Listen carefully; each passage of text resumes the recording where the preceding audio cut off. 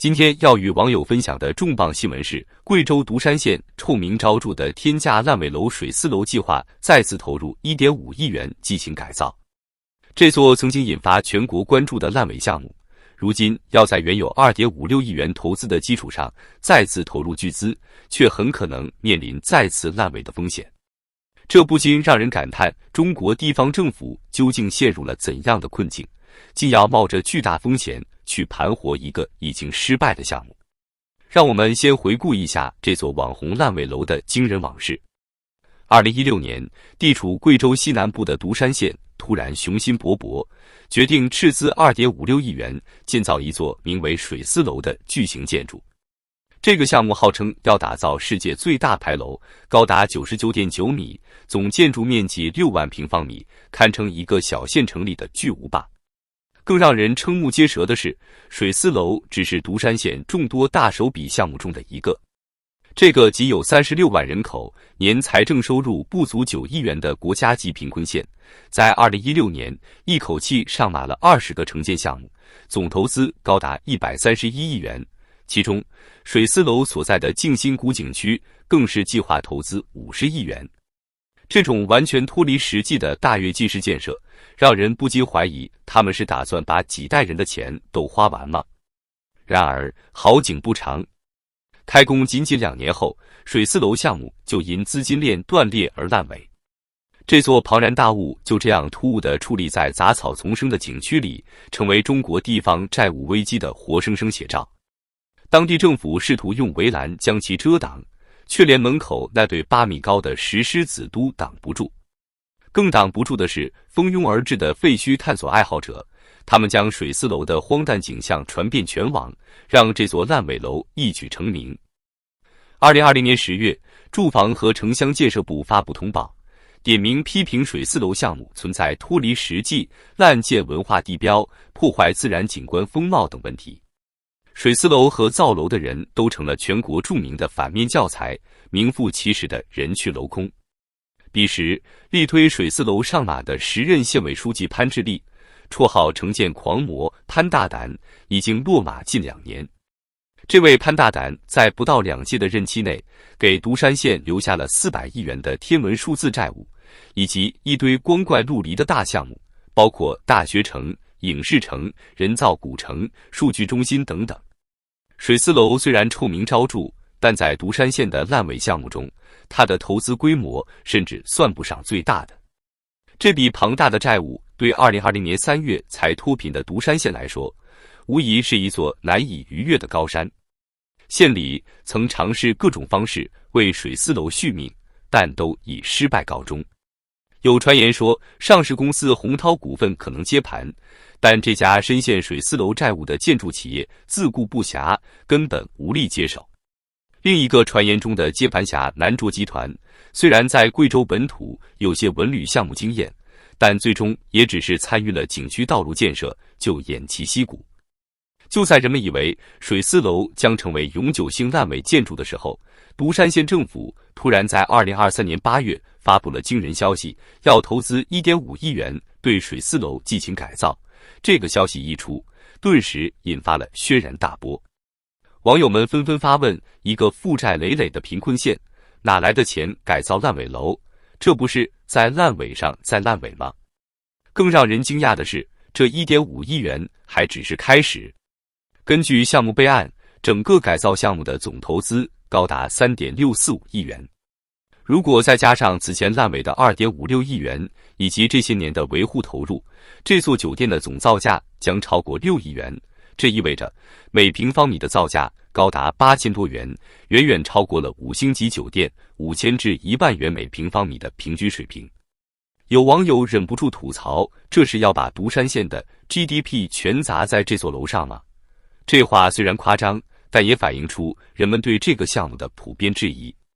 毕竟，独山县并不是什么著名的旅游胜地，一座投资如此巨大的酒店能吸引多少游客，能创造多少收益，这些都是很大的问题。更糟糕的是，水丝楼周边的配套设施严重不足。原本计划投资50亿元的静心谷景区，现在看来已经难以实现。没有成熟的景区配套，一座孤零零的豪华酒店又能吸引多少游客呢？这就像是在荒野中建造了一座华丽的宫殿，看起来富丽堂皇，实则门可罗雀。有经济学家指出，独山县的做法是典型的饮鸩止渴。为了应付上级的考核和化解债务压力，他们不得不想方设法消化存量资产，哪怕明知道这样做可能会带来更大的损失。这种做法短期内可能会给人一种在解决问题的错觉，但从长远来看，只会让债务问题进一步恶化。更让人担忧的是，独山县的做法并非个案。在中国，类似的化债项目比比皆是。有的地方把烂尾楼改造成廉租房，有的把烂尾的商场改造成办公楼，还有的干脆把烂尾楼拆了重建。这些做法看似在解决问题，实际上却可能是在制造新的问题。一位地方官员透露，现在上面压力很大，要求我们想方设法盘活存量资产。但是很多项目根本就没有市场价值，改造了也是亏钱。可是不改造吧，又担心被说成是消极怠工，这真是进退两难啊！这种尴尬的处境，在中国各地都不同程度的存在着。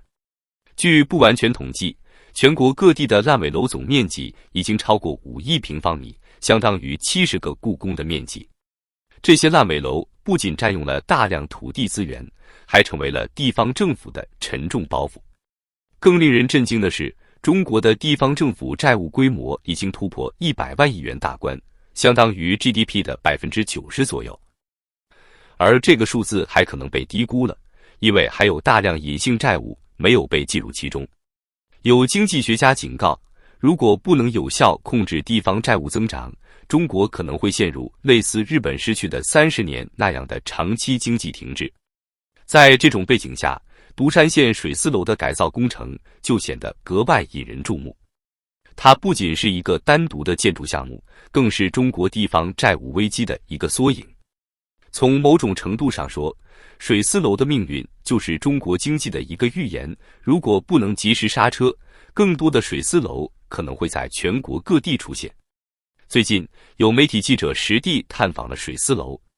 记者发现，原本富丽堂皇的外立面已经被拆除，取而代之的是普通的混凝土墙面。原本宏伟的世界最大牌楼设计已经荡然无存，取而代之的是一个看起来平平无奇的建筑框架。这种巨大的反差不禁让人唏嘘不已。一位当地居民抱怨道，这楼刚开始建的时候，我们都觉得特别自豪，觉得我们独山也要出名了。可是现在呢，成了全国的笑柄。更可怕的是，我们的子孙后代可能都要为这座楼背债。另一位当地公务员则表示，其实我们内部也有很多人反对继续投资这个项目。但是上面的意思是，既然已经投了那么多钱，总不能就这么烂在那里吧？可是我们都知道，就算改造好了，这楼也很难有什么收益。这不是在烂尾上再烂尾吗？这种无奈的心情，恐怕在全国很多地方都能找到共鸣。在经济下行压力加大、财政收入增长放缓的背景下，如何处理这些烂尾项目，成了一个让地方政府头疼不已的难题。有专家指出，水丝楼的改造工程反映了中国经济面临的深层次问题。一方面，地方政府急于通过投资拉动经济增长，另一方面却又深陷债务泥潭，难以自拔。这种矛盾的局面使得很多地方不得不采取一些头痛医头、脚痛医脚的应急措施。更令人担忧的是，这种做法可能会进一步扭曲市场，加剧资源错配。原本应该用于民生改善、产业升级的资金，却被用来救活一些本该淘汰的项目，这无疑会影响经济的长期健康发展。有经济学家警告说，如果继续这样下去，中国可能会陷入债务通缩的恶性循环。地方政府为了偿还债务而不得不继续举债投资，但这些投资又难以产生足够的回报，最终只会导致债务规模越滚越大。面对如此严峻的形势，中国政府该如何应对？这个问题恐怕没有简单的答案。但有一点是明确的，如果不能从根本上解决地方债务问题，像水丝楼这样的二次烂尾工程可能会越来越多，最终可能会成为压垮中国经济的最后一根稻草。水丝楼的命运折射出的是整个中国经济的困境，它就像一面镜子，映照出了中国经济转型过程中的种种矛盾和挑战。无论最终结果如何，水丝楼都将成为中国经济史上一个值得深思的案例。